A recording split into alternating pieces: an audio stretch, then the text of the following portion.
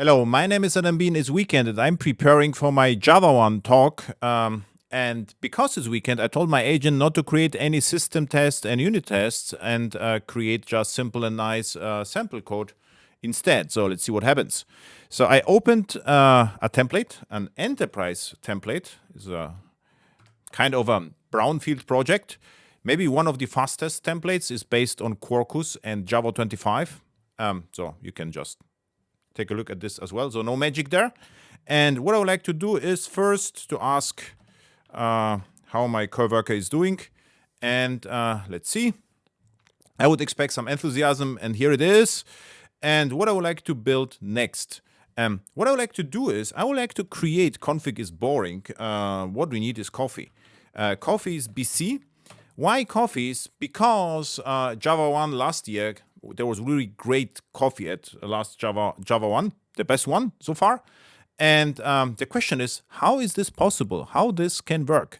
And the answer is because Java ships with open specifications, well-written specification, normative specifications, which is unique, I would say.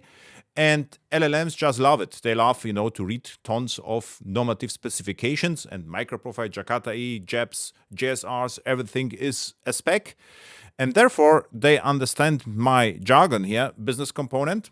And what I expect to happen is should see here a package called coffees with boundary control entity, 3 sub packages. And here it begins to happen. So there is a coffee. I would bet it is a Java record. Coffee shop I control. So here it is, a Java record. And take a look what happens. So we have here coffees. Boundary is a coffees resource. So let's take a look what happens. So we have a get with just Jakarta dependencies. This is the API. And with injected coffee shop, this is CDI at inject.